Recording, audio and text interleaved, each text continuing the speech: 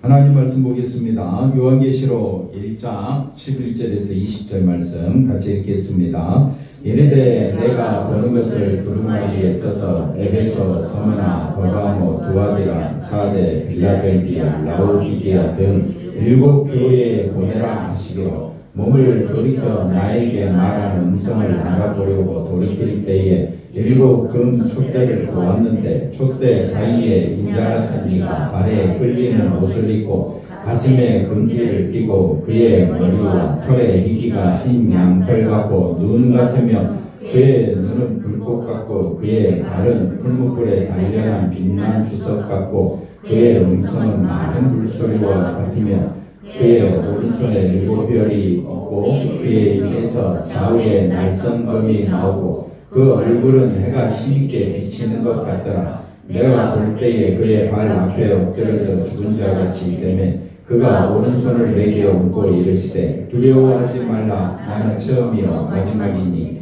곧 살아있는 자라. 내가 전에 죽었었노라. 볼지어다 이제 세세토록 살아있어 사망과 음부의 열쇠를 가졌노니 그러므로 내가 본 것과 지금 있는 일과 장차 될 일을 기록하라. 내가 본 것은 내 오른손에 7 별의 비밀과 또 7 금 촛대라. 7 별은 7 교회의 사자요 7 촛대는 7 교회니라. 아멘.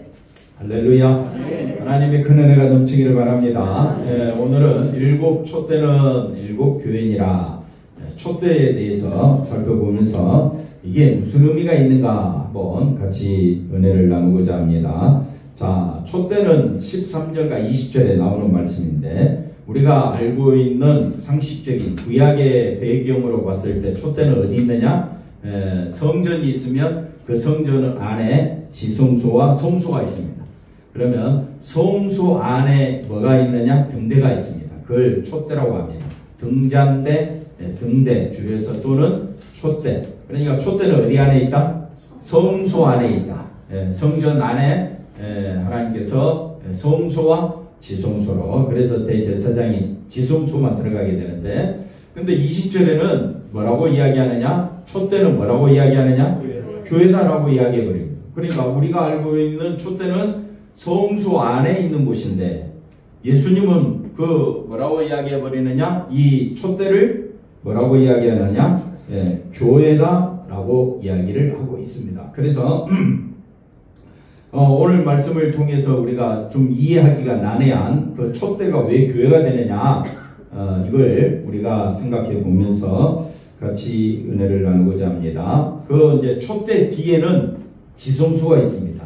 촛대 뒤에는 뭐가 있다고요? 지성소. 지성소 안에 있는 게 뭡니까? 언약궤, 법궤, 언약궤, 법궤가 있는데 그 언약궤, 법궤가 모형입니다. 모형. 하늘의 것의 모형이죠. 하늘에도 언약궤가 있는데 그 하늘의 언약궤는 예수님을 의미합니다. 그러면 땅에 있는 지상의 법궤도 뭘 의미한다고요? 예수님. 그 법궤 위에 피가 뿌려지고 그 궤 뚜껑을 덮는 것을 씌운 자 또는 속죄소라고 이야기합니다. 왜 그렇게 이야기하느냐? 우리 죄를 덮어준다. 우리 죄를 깨끗하게 덮어주는 그 장소를 법궤, 궤뚜껑, 속죄소, 시은장 이런 말을 쓰게 되는데 다 우리가 이제 생각해 보면서 성소, 성전은 다 뭘 의미한다고요? 예수님을 의미한다. 그러면 촛대도 뭘 의미한다고요?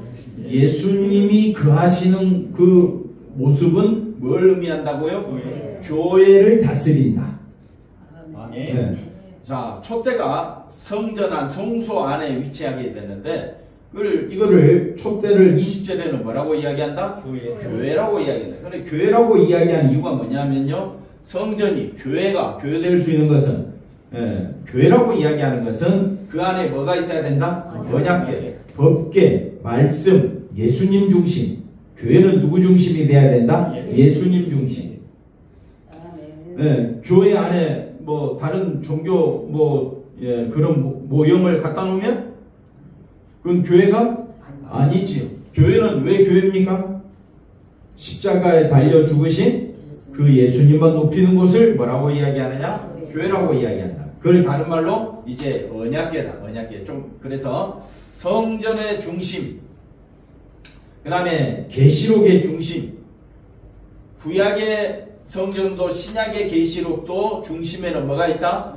언약계. 이 언약계가 핵심인데 이 언약계를 또 다른 말로 바꿔서 말하면 약속이다. 약속. 그래서 하나님의 약속에 의해서 예수 그리스도로 말미암아 뭐가 세워졌느냐? 교회가 세워졌다. 예, 그래서 이걸 또 다시 살펴보면 하늘에 있는 하나님의 성전이 열렸다. 예. 자, 성전이 왜 열렸습니까?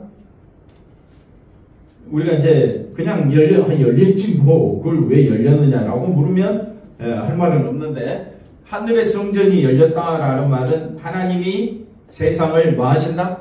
심판하신다. 지금 예수님의 모습이 한 10가지로 참 희한하게 열거해 놓고 있는데, 왜 예수님을 이런 10가지 모습으로 이렇게 희한하게 열거하고 있느냐? 13절 말씀 다시 한번 더 먼저 보고 올까요?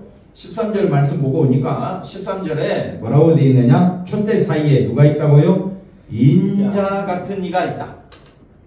자, 첫 번째, 발에 끌리는 옷을 입은 것은 왕의 모습. 그 다음에 가슴에 금띠를 띠는 것은 제사장의 모습. 네.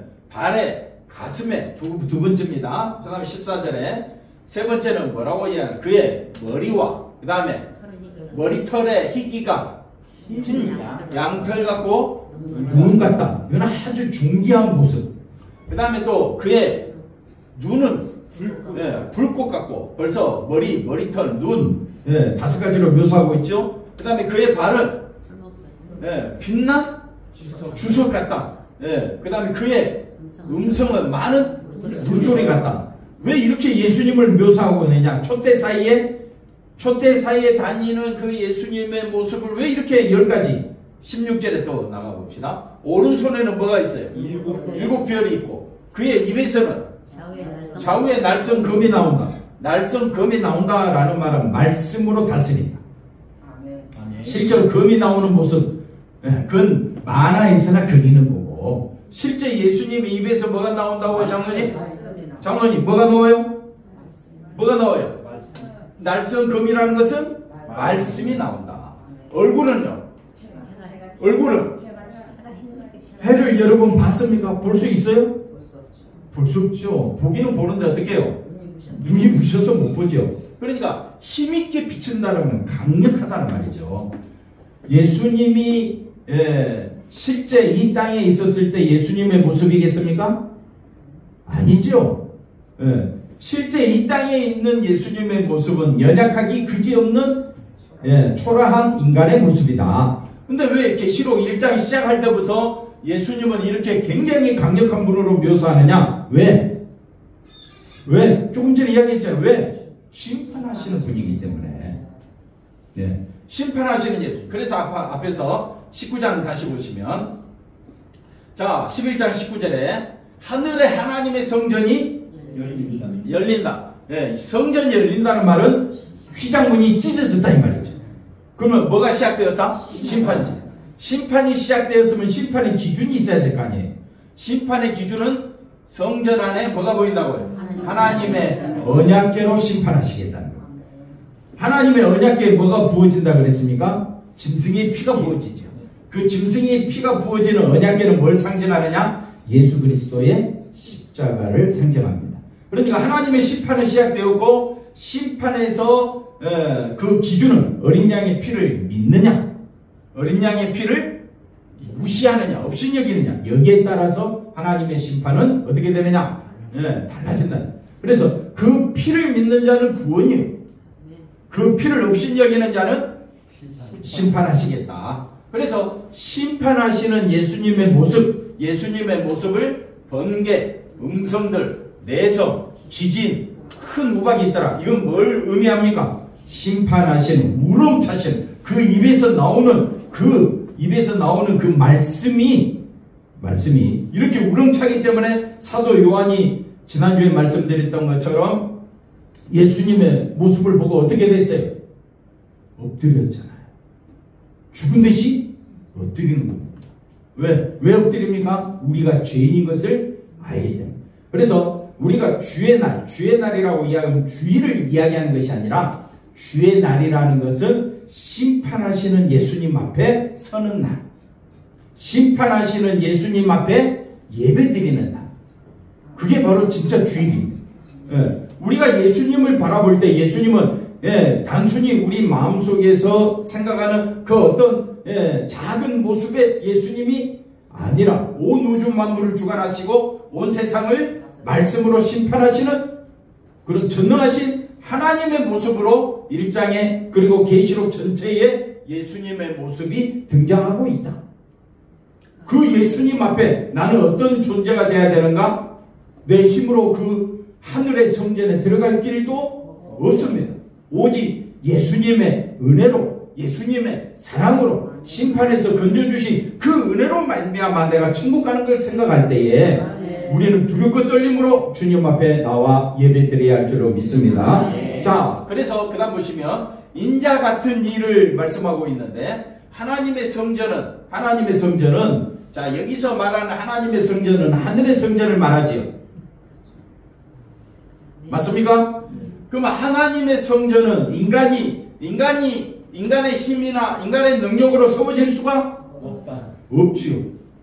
근데 자꾸 우리는 성전, 교회를 생각할 때에 사람이 세우는 것처럼 이야기하지만은 실제 사도 요한이 성령에 감동되어서 본 하나님의 성전은 반모섬에 있습니까? 하나님의 성전이 어디 있어요? 하늘에 있다. 다시 말하면 우리 눈에 보이는 세계가 아니다. 그래서 다른 말로 그걸 뭐라고 이야기하느냐? 보여줘야 하니까 그걸 뭐라고 이야기해요? 계시의 세계. 아는 척 해주세요. 무슨 세계? 계시의 세계. 다른 말로 묵시의 세계. 지난주 말씀드렸어요. 그 다음에 예수 안의 세계. 그걸 영생의 세계라고 해요. 이렇게 말해줘도 못 알아들어요. 왜 못 알아듣습니까? 하나님의 성전이 밤무섬에 있습니까? 사도 요한이 봤으니까. 밤무섬에서 봤습니까? 그렇다고 밤무섬에 있습니까? 그건 우리 눈으로 보이는 세계가 아닙니다. 하나님이 보여주셔야 믿게 되고 깨닫게 되고 알게 되는 거예요. 아멘. 크게 아멘 하시기 바랍니다. 네. 그래서 하나님의 성전은 이거를 볼 수 있게 열어주셨다 해서 계시의 세계다. 네. 천국이 어디냐? 성전을 의미한다 했습니다. 천국, 예수 안의 세계가 천국이다. 그러니까 이 모든 이 요한계시록의 말씀을 우리에게 계시해 줬는데, 그래서 요한계시록을 시작하자마자 예수 그리스도의 계시라. 계시, 다른 말로 묵시, 보이는 세계가 아닙니다. 보이지 않지만은 성령에 감동되어 사도 요한이 보고 있다 이 말입니다. 그 사도 요한이 종말의 끝에, 세상 끝에 서서 세상을 바라보고 있는 겁니다. 그러니 우리도 그 계시의 세계, 묵시의 세계, 예수 그리스도의 세계, 다른 말로 영생의 세계를 바라보려면 내가 어디에 서서? 심판대 앞에 서서 내가 사도 요한이다 라는 그 입장을 가지고 내가 예수님을 보니까 예수님은 어떤 분이라고요? 심판주이신 예수님. 아멘.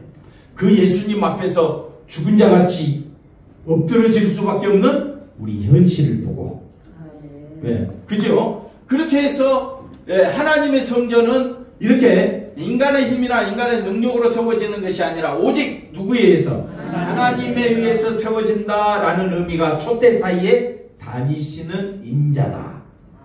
촛대 사이에 다니시는 분은 뭘 의미해요? 촛대는 뭘 의미한다고요? 교회. 근데 왜 7이라는 숫자를 갖고 있느냐? 7은 하나님이 다 하신다.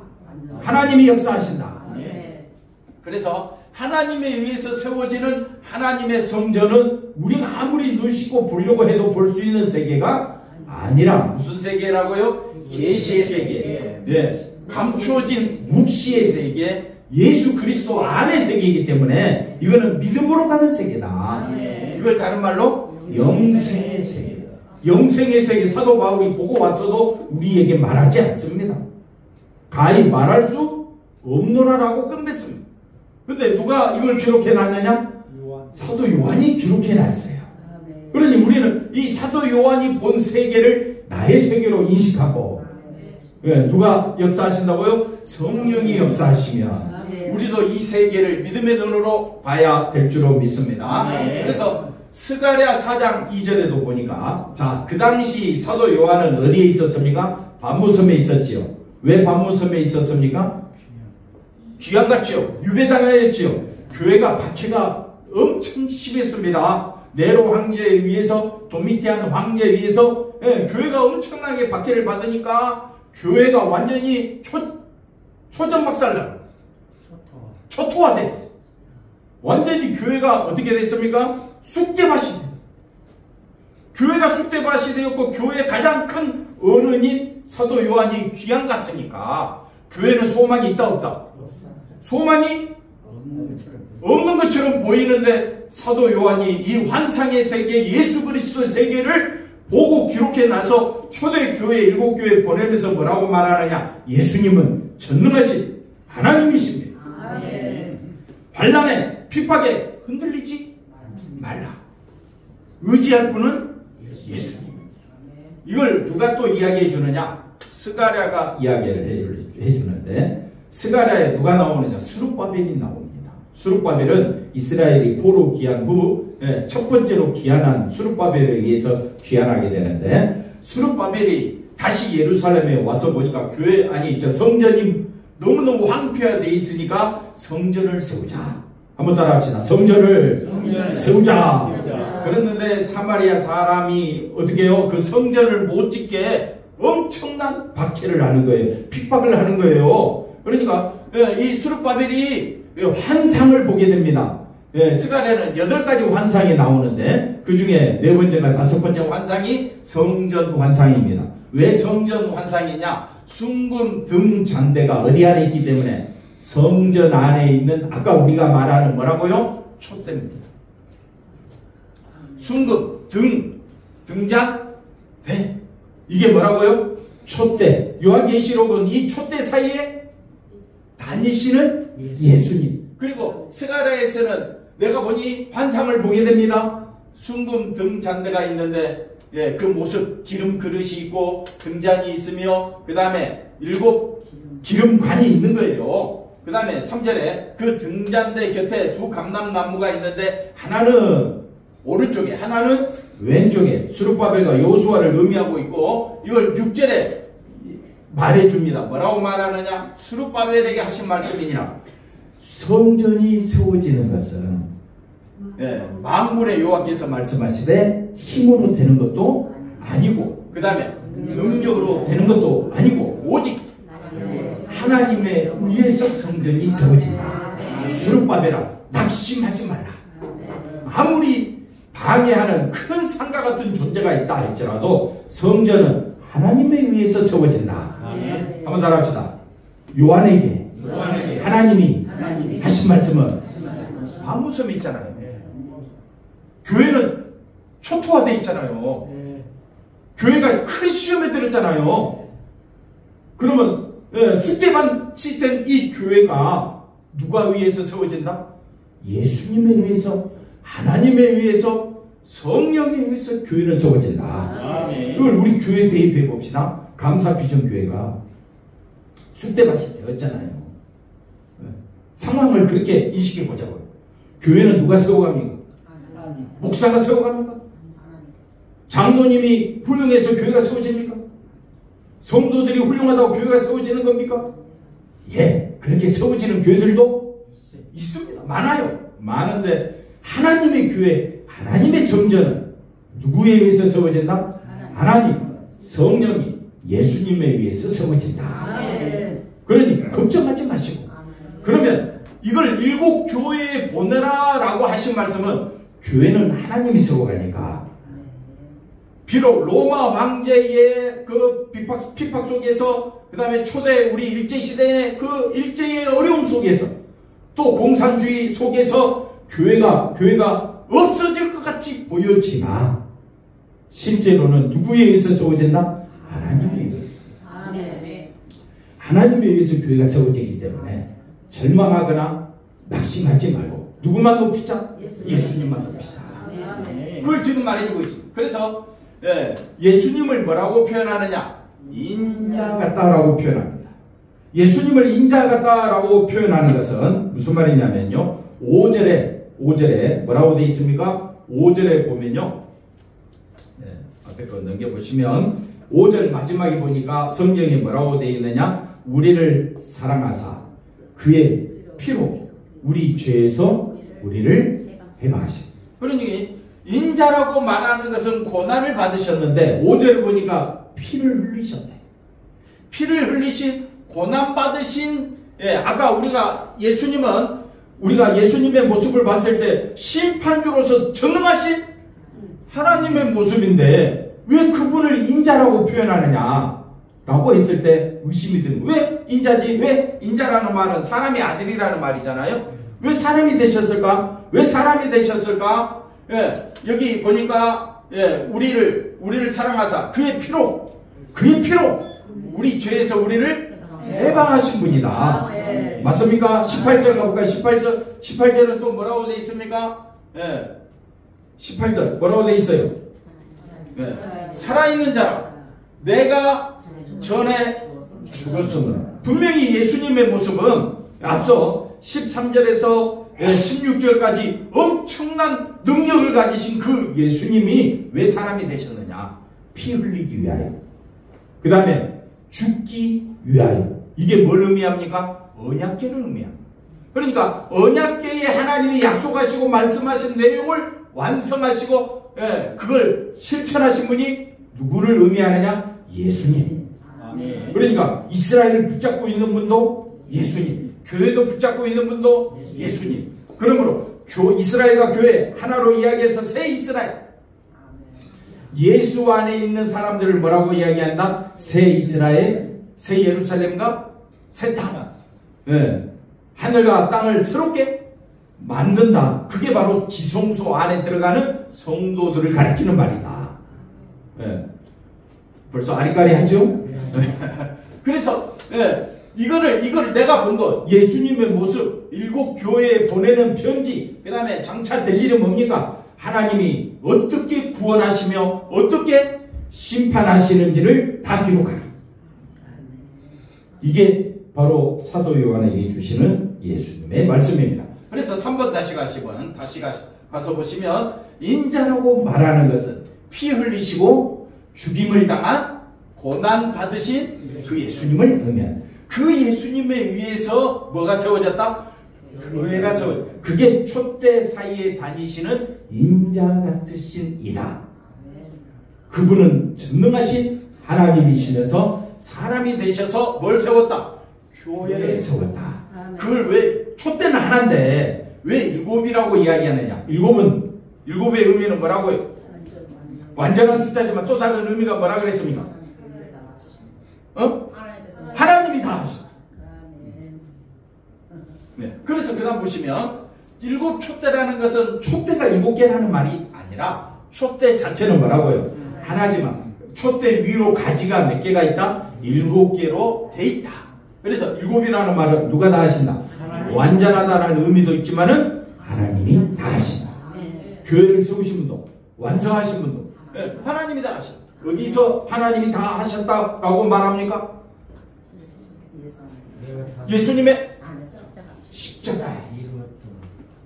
그래서 그 다음 넘어가서 교회는 하나님이 만들어내시는데 참된 교회는 하나님이 만들어내셨다라는 의미로 생각하면 되는데 이 7교회의 칭찬과 책망을 통해서 참된 교회는 이런 교회가 되어야 한다 우리에게 말해주고 있습니다. 그러면 어떤 교회가 참되는 교회냐? 예수님께서 그러한 교회를 만들어내신 예수님이 이끌어가신다. 그러니까 교회는요 누구만 바라보도록? 예수님만 바라보도록 하나님이 우리를 이끌어가실 줄로 믿습니다. 그래서 참된 교회는 뭘 품고 있다? 약속. 그래서 약속, 언약궤, 말씀 다 어떤 의미라고요? 같은 의미. 말씀, 약속. 하나님의 약속은 뭡니까? 예수님을 보내주시고 예수님의 십자가로 우리의 모든 것을 완성해놨다. 한번 따라합시다. 예수 안에서 우리는 완전한 자다. 근데 우리의 실제 모습은 뭐예요? 엉망이죠. 엉망. 교회 올 때나 이렇게 예쁘게 멋있게 입고 와서 그렇지 실제 우리 속마음은 뭐예요? 입에서 나오는 것은 온갖 더러운 것밖에 없잖아요. 그렇다고 고개를 좀 끄덕여 보세요. 맞죠? 그런데도 우리를 어디 안에서? 예수 안에서. 예수님의 십자가 보혈 안에서 우리를 어떻게 해요? 깨끗하게 거룩하게 흠이 없게 만들어 놓으셨기 때문에 우리가 자랑할 것은 뭐밖에 없어요? 예수님. 아멘. 자랑할 것이 뭐라고요? 근데 꼭 뭘 자랑해? 자기 행위를 자랑해. 그건 예수님의 십자가 피를 모욕하는. 장모님 감사해요. 자기 행위를 드러내는 그런 말을 저도 입에서 막 나오려고 그래요. 사람에게 뭐 귀담아 듣기 좋은 말, 사람을 높이는 말, 그 다음에 사람을 우리끼리 으쌰으쌰 해갖고 교회 잘 돼보자. 충분히 그럴 수 있지만 그거는 곧 십자가를 모욕하는, 멸시하게 돼요. 그래서 온 힘을 다하여 우리는 누구만 높여야 되느냐? 예수님만 높여야 돼요. 그래서 약속을 성취하신 그 예수님, 말씀하신 예수님, 그 예수님을 따라가는 것만이 뭐라고요? 교회고, 어긋나면 교회가 아니다. 그 일곱 교회를 통해서 그 일곱 교회가 과연 말씀을 따라가는지 점검하는 겁니다. 그러면 그 일곱 교회를 살펴보면서 우리는 어떤 교회가 되어야 되느냐? 예수님 붙잡고 나아가자. 그다음 보겠습니다. 그래서 예수님은 어떤 분이라 했습니까? 살아있는 자라. 내가 전에 죽었으나 볼지어다 이제 세세토록 살아있으신 분이다. 그러므로 우리도 예수 안에서 살아있는 자가 돼야 되잖아요. 왜? 예수님은 어떤 분이니까? 사망과 음부의 열쇠를 가지신 분이다. 그래서 그 다음 보시면 예수님이 살아나셨다, 세세토록 살아계신다. 이 말은 이제는 모든 것은 누가 하신다? 주님이 하시겠다. 그래서 주님은 지금도 어디에 다니신다? 초대사에 교회를 다니시면서 성도들을 부르시는 겁니다. 그래서 사망과 음부의 열쇠가 예수님에게 있다. 이 말은 인간의 잘못된 행동 때문에 지옥 간다면 여기서 살아남을 인간은 없습니다. 그 어느 누구도 지옥에서 벗어날 수가 없습니다. 그런데 그 예수님을, 사망과 음부의 열쇠를 쥐고 계시는 그 예수님만 바라보는 자는 어디로 인도해 가시겠다? 천국으로. 그런데 사망과 음부의 열쇠를 쥐신 이 엄청난 예수님 앞에 왜 예수님 앞에 자기를 드러내느냐? 교회가 크든 작든 누구만 높이면 되는데, 예수님만 높이면 되는데, 우리 감사비유교회는 누구만 높이자? 옆에 있는 분 한번 보시기 바랍니다. 당신을 보니 주님을 뵙는 것 같습니다. 속에서 거부한다 해도 입으로는 해야 돼. 어쩔 수 없어. 반복, 연습, 실천. 장로님을 뵈니 누구를 뵙는 것 같다? 예수님을 뵙는 것 같다. 잘 안 돼요, 저도. 근데 그게 십자가 지는 길이야. 나를 부인해야 그런 말이야. 내 생각을 내려놓고, 아, 저분은 주님이 사랑하시는 분. 아멘. 주님이 사랑하시는 분이야.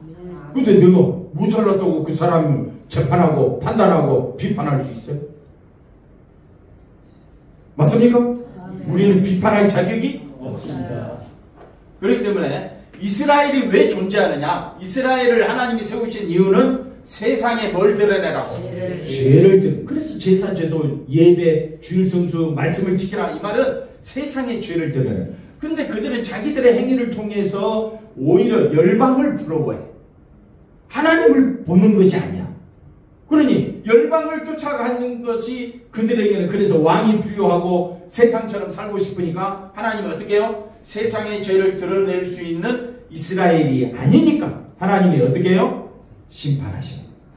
그 다음 볼까요? 마찬가지로 교회도 마찬가지입니다. 교회가 존재하는 것은, 이스라엘이 존재하는 목적은, 세상에 존재하는 목적은 누구를 드러내라? 뭘 드러내라?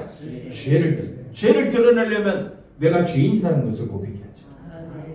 그러니까 나를 드러내는 것이 아니라 예수님을 드러내므로 나는 죄인 중에 예수입니다.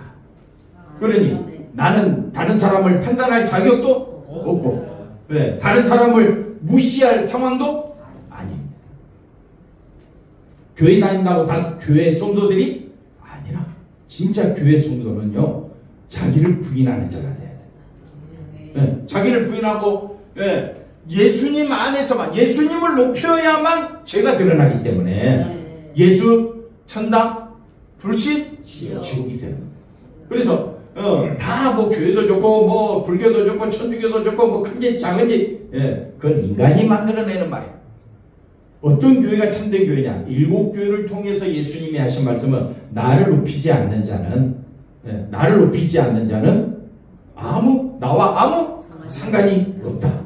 성령이 교회들에게 하시는 말씀을 들을지어다. 그래서 우리가 분명히 알아야 되는, 왜 우리가 교회 다니냐? 누구만 높이기 위하여? 예수님만 높이기 위하여. 그래서 교회가 세상과 다른 구별된 모습이 있는데, 교회는요, 주님의 몸입니다. 요한계시록에서 나오는 교회는요, 이 땅의 교회를 말하는 것이 아닙니다. 이 땅의 교회, 천국교회 입구로 시키니까 해석이 잘 안 되는 거예요. 이 땅의 교회는, 예, 완전한 교회가 아닙니다. 완전한 교회는 어디 안에만 있다? 예수 안에. 예수 안에 지성소가 있고 그 지성소 안에 성도들이 들어가게 되는 거예요. 그걸 예수 안의 세계라고 합니다.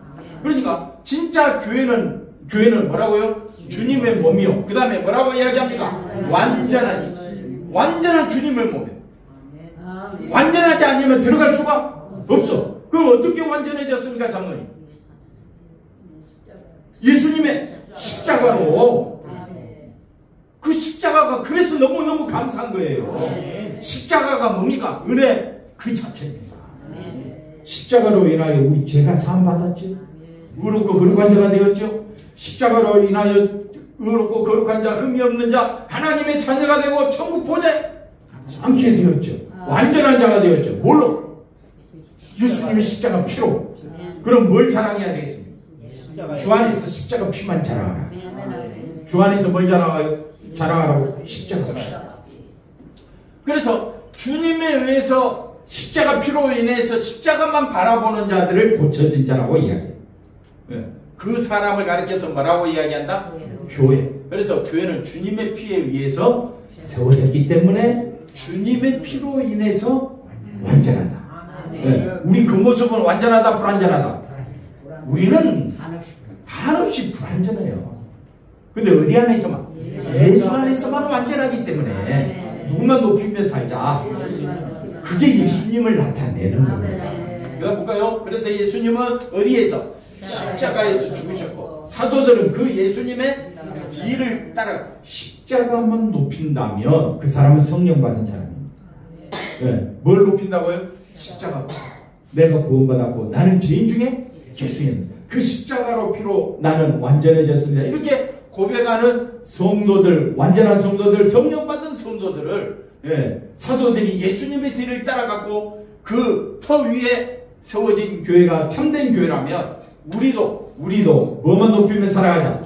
예수님의 십자가 중심으로 살아가자. 할렐루야. 누구 중심으로 살아가자? 예수님 십자가 중심으로.